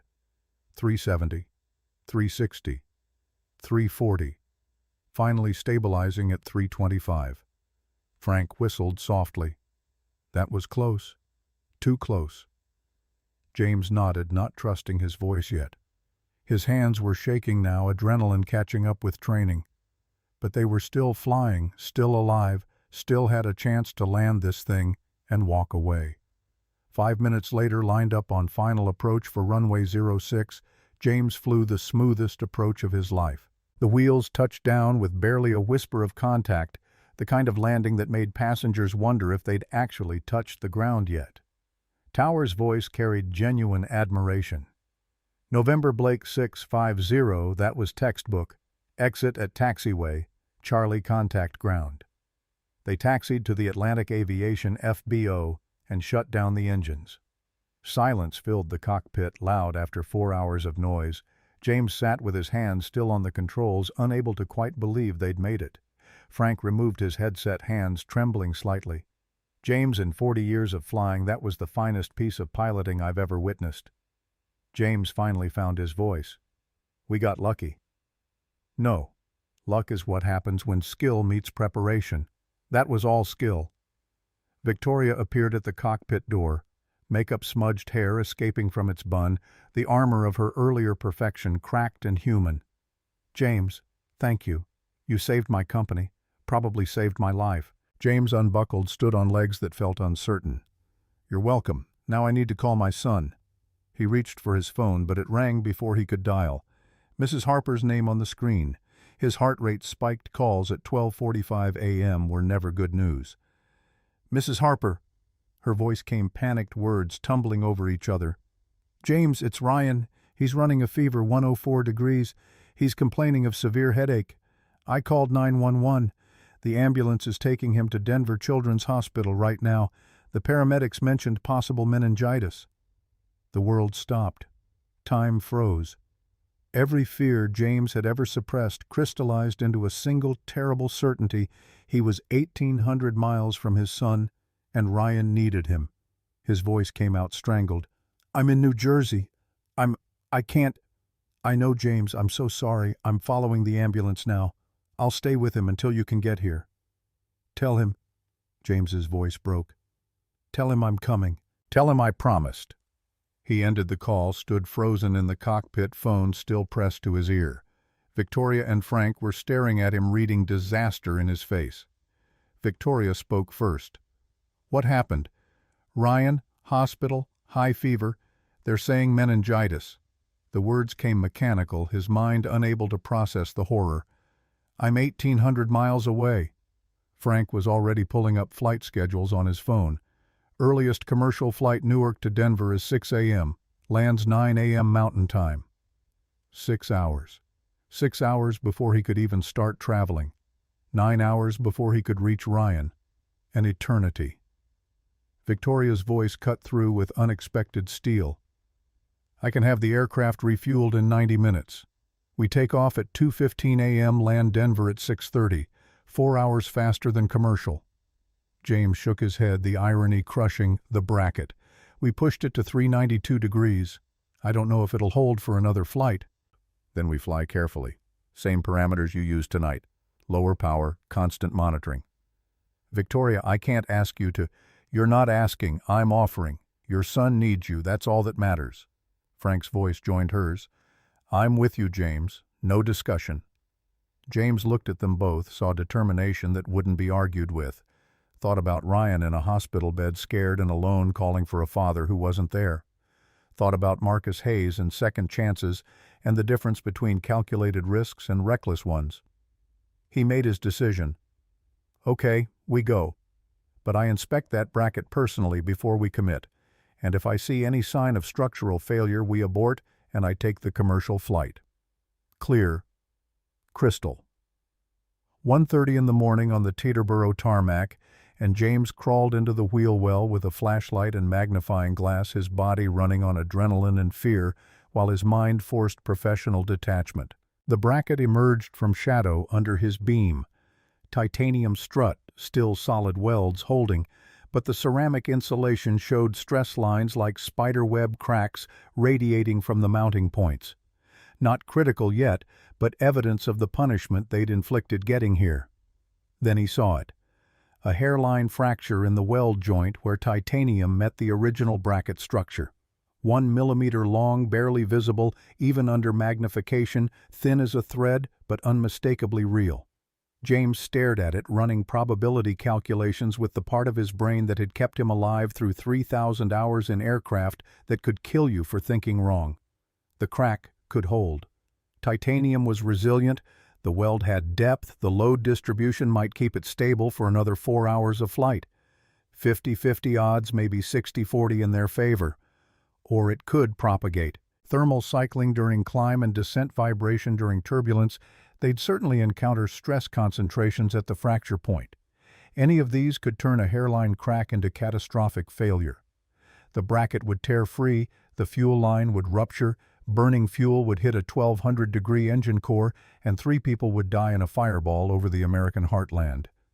Frank's voice came from outside the wheel well. "What are you seeing?" James backed out, stood-faced Frank and Victoria, with Ryan's face burned into his mind, 8 years old, lying in a hospital bed calling for a father who'd chosen to fly instead of stay safe. "There's a crack. Small, but it's there. 1 millimeter at the weld joint." Victoria's expression went carefully neutral. "What does that mean?" "Means we're gambling. Could hold for the flight. Could fail catastrophically. I'd estimate 60% chance we make it, 40% we don't." Frank absorbed this with the calm of someone who'd made peace with mortality decades ago. "And if we take commercial, I get to Denver at 9 a.m., 6 hours from now. Ryan's alone that whole time, scared, maybe dying." James heard his voice crack on the last word, fought to keep control. "But we all live through the night for certain." Victoria stepped closer, her exhaustion showing through the cracks in her armor. What would Marcus want you to do? The question hit like a physical blow.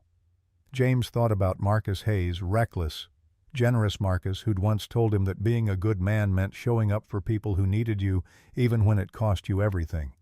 But Marcus had also died because James pushed too hard, because 60-40 odds felt like certainty when pride and adrenaline did the math instead of wisdom.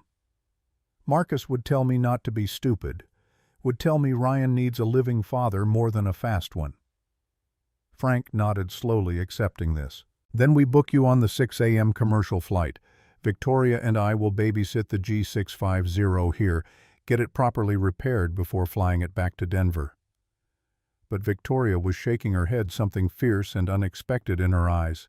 No, we fly. All three of us. James started to object, but she cut him off. Listen to me. This morning I was a person who humiliated employees to feel powerful. Tonight I'm trying to be someone different. Someone who helps when it matters, who takes risks for things that actually count. Your son is in a hospital bed. That's what counts. That's the only thing that counts. Victoria, you could die. So could you. So could Frank. We're all betting our lives on your skill and that bracket holding together. But here's what I learned tonight: some bets are worth making.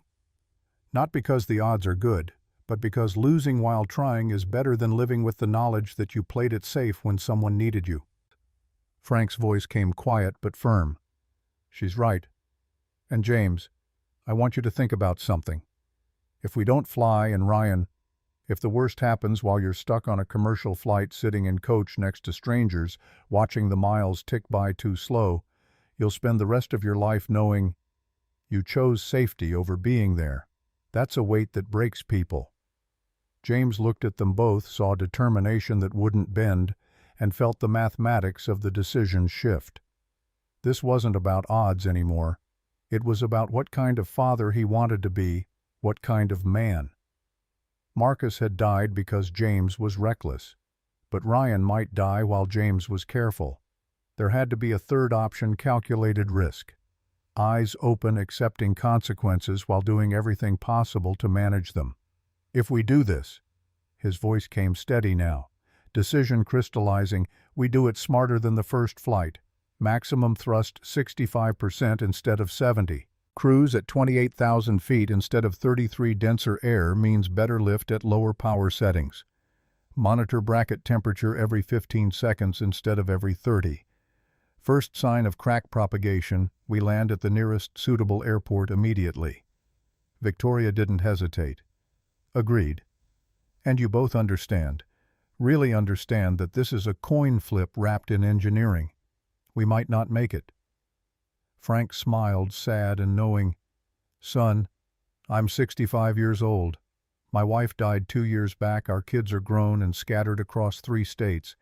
If I'm going to die, I'd rather it be helping you get to your boy than sitting in some nursing home waiting for my heart to give out while I watch game shows.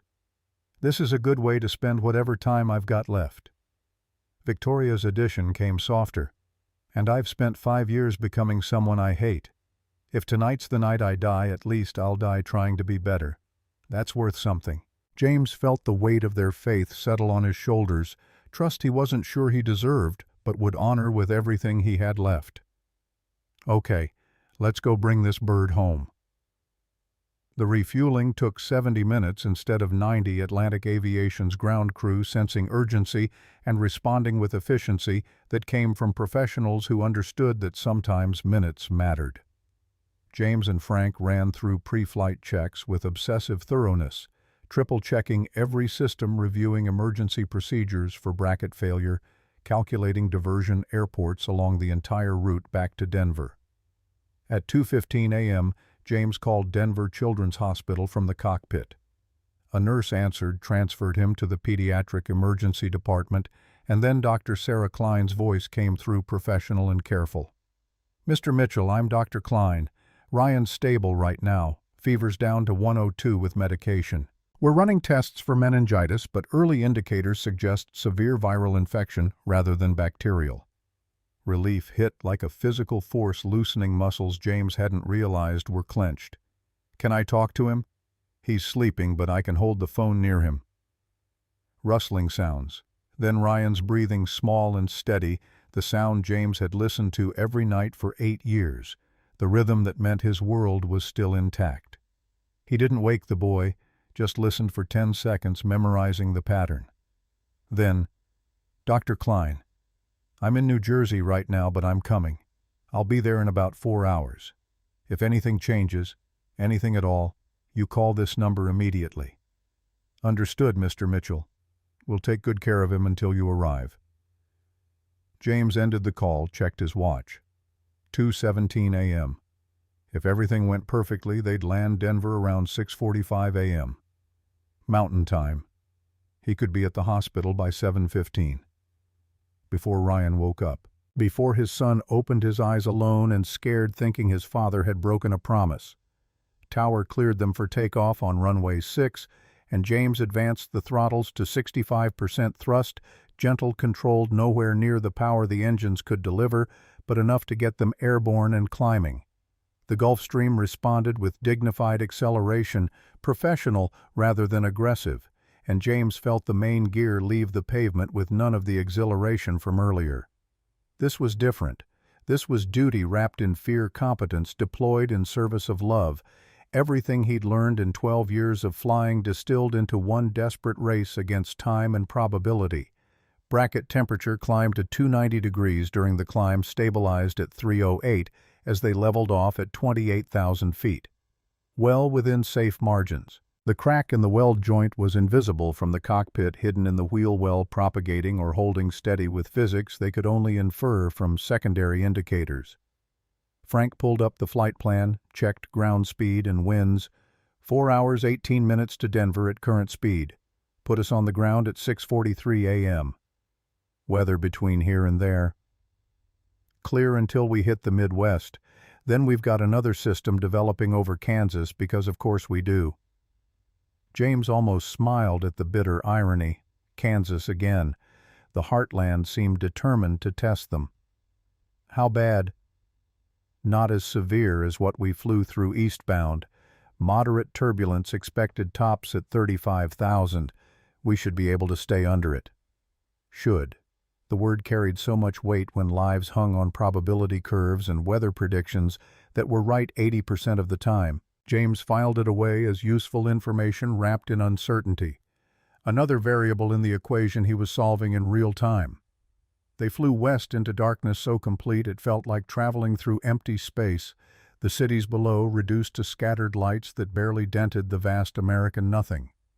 James kept his scan pattern tight, instruments, bracket temperature, fuel consumption, weather, radar, engine parameters, then back to the beginning in an endless loop that wouldn't let complacency take root. At 3:45 a.m., crossing into Illinois, Victoria appeared at the cockpit door. She'd changed from her Brooks Brothers suit into casual clothes from her overnight bag, jeans, and a sweater that made her look younger, more vulnerable, human, in a way the armor never had. "Can I come in?" James gestured to the observer seat behind Frank. She settled in, looking around at the instruments with curiosity rather than the fear that had marked her earlier visit. After a moment of silence, she spoke. "Tell me about Marcus, the friend you lost." James felt the familiar tightness in his chest, the reflexive urge to deflect, to keep that pain locked where it couldn't touch anyone else. But something about the moment, the darkness, the intimacy of the cockpit, the shared risk they were taking, made honesty feel necessary. Marcus Hayes, best friend for 6 years, flying partner for 4. We met at Edwards Air Force Base when they paired us for test pilot duty. He was younger than me, funnier, better with people. He'd just gotten married, and his wife Rachel was pregnant with their first kid. Victoria waited, giving him space to continue at his own pace. We were testing a new thrust vectoring system on an F/A-18 prototype. Revolutionary design supposed to give fighters unprecedented maneuverability. My job was to push it to the limits, find the edges, map the performance envelope. James paused, watching the instruments, using the familiar routine to steady himself. Marcus kept telling me to back off, that we were exceeding recommended parameters. But I wanted to see what the system could really do. Wanted to prove we could go farther than the engineers thought possible. Frank glanced over but didn't interrupt. Just listened with the patience of someone who understood that some stories needed telling. The system overheated, locked up. We went into an uncontrolled spin at 15,000 feet. I called for ejection at 5,000 standard procedure, plenty of altitude for both of us to get out safely. My seat fired. Marcus's didn't. Manufacturing defect in the rocket motor initiator. 1 in a million failure, and it happened to him instead of me. Victoria's voice came gentle. The board cleared you. It was mechanical failure. The board didn't hear him screaming in my headset. Didn't watch his wife hold their 3-month-old daughter at the funeral and look at me with forgiveness I didn't deserve. Didn't have to live with knowing that if I'd just listened when he said to back off, we never would have needed the ejection seats in the first place. The cockpit fell silent except for the steady hum of engines and air conditioning. Then Victoria spoke with quiet certainty. You know what I learned tonight? The difference between arrogance and courage. Arrogance is pushing limits to prove you're the best, taking risks for ego and glory. Courage is accepting risk when someone you love needs you, not because it makes you feel powerful, but because it's what love requires. The words settled into James like water into parched ground, offering a framework he'd never quite assembled on his own. 6 years he'd spent punishing himself for arrogance, convinced that any risk was recklessness, that the only way to honor Marcus was to never put himself in a position where his decisions could kill someone again. But maybe there was a difference between Marcus and this. Maybe choosing to fly tonight wasn't the same mistake wrapped in different circumstances. Maybe it was something else entirely. Thanks, he managed, voice rough with emotion. That helps. At 4:15 a.m. approaching Kansas, the weather radar painted a picture that made James's jaw tighten. A line of storms stretched across their planned route, yellows and oranges showing moderate to heavy precipitation. Nothing red enough to be immediately dangerous, but enough to make the ride uncomfortable and test the bracket they were nursing along. Frank ran calculations. We can deviate north, add maybe 20 minutes to the flight.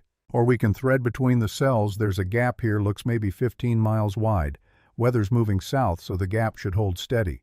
James studied the display, weighing options with Ryan's face hovering behind every decision. 20 extra minutes meant 20 more minutes Ryan was alone. But threading the gap meant flying closer to severe weather, higher risk of turbulence that could stress the damaged bracket beyond its limits. How's our fuel looking if we deviate? Tight, but manageable. We'd land with about 18 minutes reserve. 6 minutes below FAA minimums, but legal in daylight, VFR conditions, and dawn would be breaking by the time they reached Denver. James made the call. We thread the gap. But first, sign the weather's closing in or the bracket temps spike. We deviate immediately. They hit the edge of the weather system 10 minutes later. Turbulence began as light chopped the aircraft, bouncing gently, then intensified to moderate.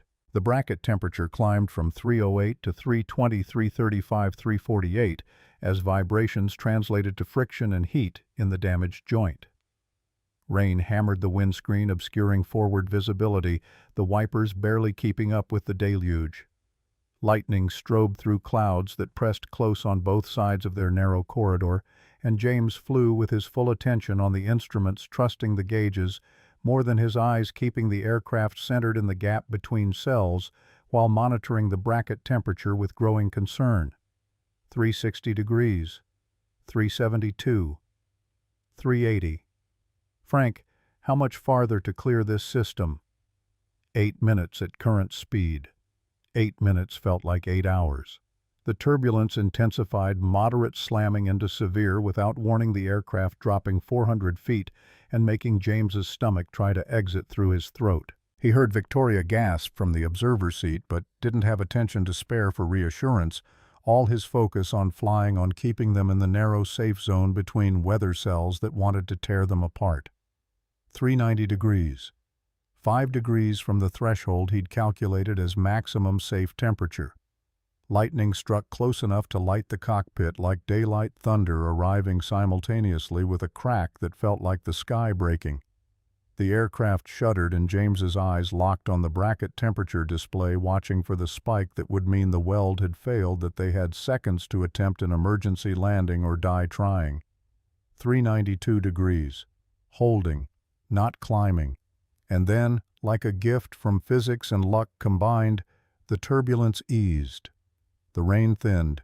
The radar showed clear air ahead, and James eased the throttles up, fractionally increasing speed, putting distance between them and the weather that had almost killed them.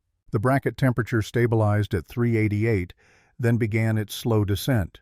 380, 372, 360. Frank wiped sweat from his forehead. That was closer than the eastbound flight. We're pushing our luck, James. I know, but we're through the worst of it now. Kansas to Denver is clear skies according to the forecast. They flew on through the pre-dawn darkness, the eastern horizon just beginning to show the first hint of gray that promised sunrise. James's body ached with exhaustion, his eyes burning from staring at instruments for 6 straight hours, his mind running on fumes and determination. But Ryan was getting closer with every mile, every minute, bringing them nearer to the hospital where his son waited. At 5:45 a.m., with Denver 100 miles ahead and dawn breaking behind them in shades of pink and gold, the aircraft began its descent. James configured for landing with the careful precision of someone who knew. This was the moment where most accidents happened, tired pilots making mistakes on final approach, letting exhaustion override training, cutting corners because the destination was so close. He forced himself to be methodical. Landing gear down and locked. Flaps configured, airspeed on target, bracket temperature holding at 320 degrees, well within safe margins.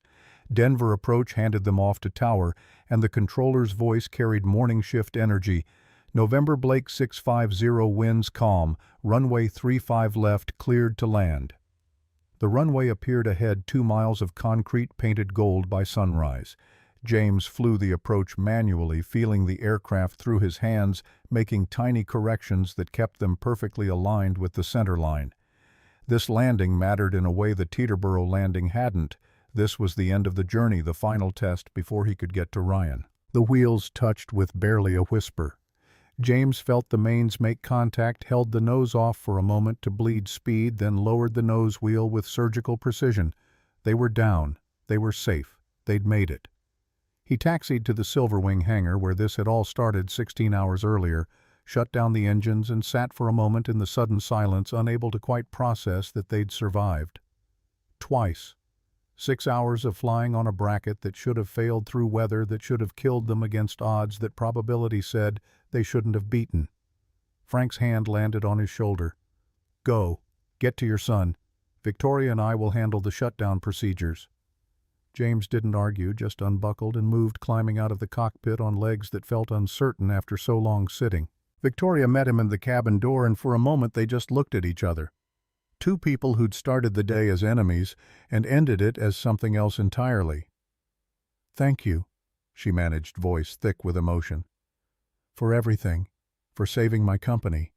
For teaching me what real courage looks like. James shook his head. You saved yourself. I just flew the plane. No. You showed me the difference between being powerful and being strong, between leading through fear and leading through integrity. She paused, seemed to gather courage. The job offer still stands, when you're ready. But more than that, I want to be the kind of person who deserves to work with people like you. You're already becoming that person. Keep going. He left her there and ran for the parking lot, found his pickup truck where he'd left it 17 hours earlier. Ryan's car seat still in the back, a reminder of what mattered. The drive to Denver Children's Hospital took 18 minutes through dawn traffic, and James spent every second of it fighting the fear that he'd arrived too late, that Ryan would be gone or dying or too far into crisis for a father's presence to matter. He parked illegally in the emergency bay, ran through the automatic doors, found the pediatric ward on the 4th floor in room 418, down a corridor that smelled like antiseptic and fear. The door was closed. James's hand shook as he reached for the handle. The room inside was dim, lit only by monitors and the gray dawn filtering through curtains. Ryan lay in the hospital bed, small and pale, IV line in his arm. but breathing steadily color better than James had feared. Mrs. Harper dozed in a chair by the window, and standing by Ryan's bedside, checking vitals with professional efficiency, Dr. Sarah Klein looked up as James entered. She smiled, and the expression carried more relief than professionalism should probably allow. "Mr. Mitchell, perfect timing. He's been asking for you." As if summoned by the words, Ryan's eyes opened, groggy, confused, focusing slowly. Then recognition bloomed, and James watched his son's face transform from sick child to son who sees his father. "Dad!" The word came out small, disbelieving. "You're here. You came." James crossed the room in 3 strides, pulled Ryan into the gentlest hug that could still communicate everything. He felt relief and love and gratitude and the bone-deep knowledge that this right here was what mattered more than anything else in the universe. "Of course I came, champ. I promised." His voice broke on the last word, tears finally escaping after 16 hours of holding them back. "I promised, and I'll always keep my promises to you." Ryan cried then too, clinging to his father with the desperate strength of someone who'd been scared and alone and is suddenly safe again. They stayed like that for a long time, father and son, while Dr. Klein quietly excused herself and Mrs. Harper slipped out to give them privacy. Finally, Ryan pulled back enough to look at his father's face. "You flew here all the way from New York." "Twice. Flew you there, then flew back when Mrs. Harper called about you being sick." "But that's—" Ryan's 8-year-old mind struggled with the math. "That's a lot of flying in one night." "Yeah, it is. But you needed me, and nothing was going to keep me from getting to you. Nothing." Ryan processed this with the serious consideration he gave to everything important, and James could see understanding forming, not just that his father had come, but what it meant that his father had chosen to come, despite everything he'd given up flying to avoid. "Dad, I think you should take that job. The one Ms. Blake offered." The statement caught James completely off guard. "Why?" "Because when I was sick and scared, I thought about you flying. And I was proud. I don't want you to stop flying because of me. I want you to do what you love, but you have to promise to come home every day." James felt something unlock in his chest. Permission he hadn't known he needed. Ryan was giving him back the sky, not as a place to hide or prove himself, but as work that mattered, as service that could be both excellent and bounded by love. "Deal, champ. I'll fly, but carefully, safely, and I'll always come home to you." Dr. Klein returned, then knocking softly before entering. "Mr. Mitchell, the test results are back. It's not meningitis, severe viral infection, probably influenza. Ryan's responding well to treatment. Fever's down to 99 degrees. He'll need to stay another day for observation, but he's going to be fine." Relief crashed over James like a wave, the final piece of the nightmare resolving into something manageable. His son would live. Would be okay. Everything else was details. "Thank you, doctor." "Thank you." 3 hours later, with Ryan sleeping peacefully and the crisis definitively past, James left Mrs. Harper to watch over his son and drove back to Silver Wing. He found Victoria in the hangar looking exhausted but determined, standing beside the G650 while mechanics swarmed over the bracket assembly. She saw him approach and smiled. "How's Ryan?" "Going to be fine. Not meningitis, just flu. Scary but treatable." "Thank God." She paused then. "I meant what I said about the job. Chief of Flight Safety Operations. 250,000 salary, 20 hours a week, completely flexible schedule. Base in Denver, work when you want, and absolute veto authority on any safety decision." James considered thought about Ryan's words about Marcus and second chances, and the difference between running from fear and integrating it into wisdom. "I'll take it, but not at 250. Pay me 150. That's comfortable for Ryan and me without creating resentment with the existing team. And I want it in writing that family comes first, always, no exceptions." Victoria extended her hand. "Deal. Welcome to Blake Aviation Holdings. When can you start?" "After Ryan's released from the hospital, and I've had about 12 hours of sleep. Call it Monday."